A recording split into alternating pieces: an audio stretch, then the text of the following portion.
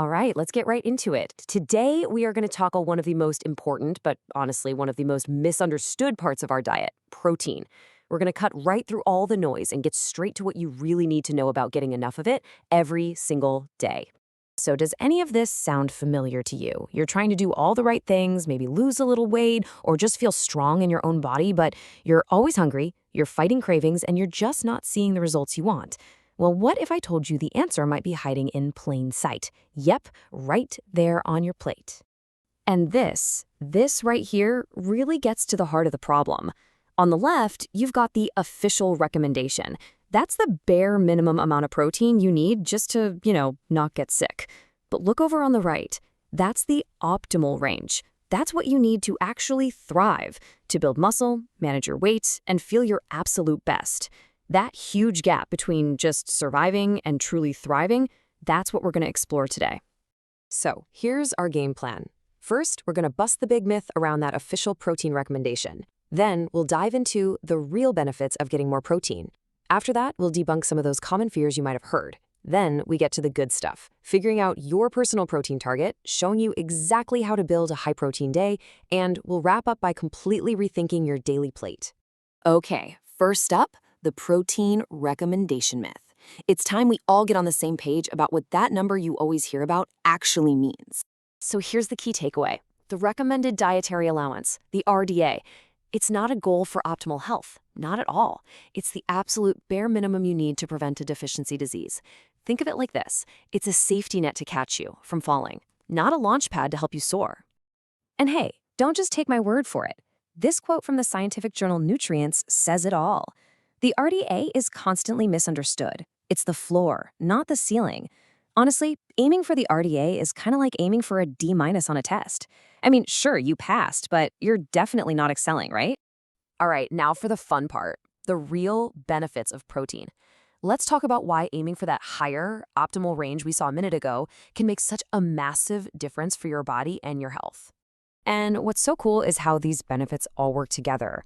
More protein helps you feel full and satisfied, which naturally helps you manage your calorie intake.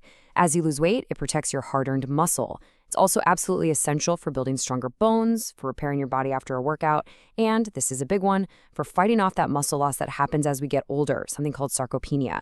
It really is a powerhouse nutrient.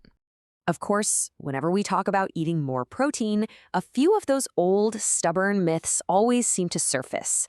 So let's take a minute and separate the fact from the fiction. This has to be the number one concern people have, right?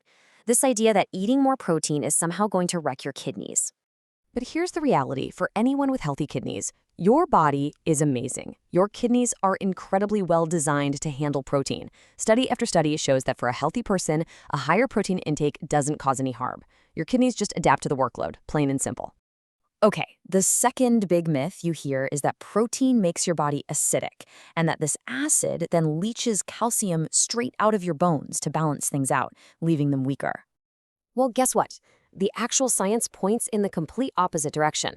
Newer, better studies show that eating more protein can help your body absorb more calcium from your food. In fact, research links higher protein diets to a lower risk of things like hip fractures. So far from being harmful, it's actually protective for your bones. Okay, so we know why more protein is a good thing, and we've busted those myths. Now for the million-dollar question. How much protein do you actually need? Let's break this down. If you're pretty sedentary, that RDA minimum of 0.8 grams per kilogram of body weight is your floor. But look at the difference for everyone else. If you're active, you should be aiming way higher, somewhere in the 1.2 to 2.0 range. If you're over 65, you need at least 1.0 to 1.2 just to fight off muscle loss. And if you're actively trying to lose weight, shooting for around 1.6 grams is the secret to making sure you lose fat, not muscle. Now let's make this real. I know looking at those numbers can feel a little intimidating, but trust me, building a high-protein day is so much easier than you think. It all starts at the grocery store. For animal sources, think lean meats like chicken and fish, and of course, protein powerhouses like eggs, Greek yogurt, and cottage cheese. And for plant-based options, things like tofu, lentils, beans, and quinoa are absolutely fantastic. Just having this stuff in your kitchen is half the battle won. So what does this actually look like on a plate? Well, here's a super simple sample day that gets you to 120 grams of protein. The key is spreading it out. You get about 36 grams at breakfast with some protein oatmeal, another 36 at lunch with some chicken, and 36 at dinner with lean beef. Throw in a couple of easy high-protein snacks like Greek yogurt, and boom, you're there. It's all about planning, not about being perfect. Okay, let's bring this all home with one final thought.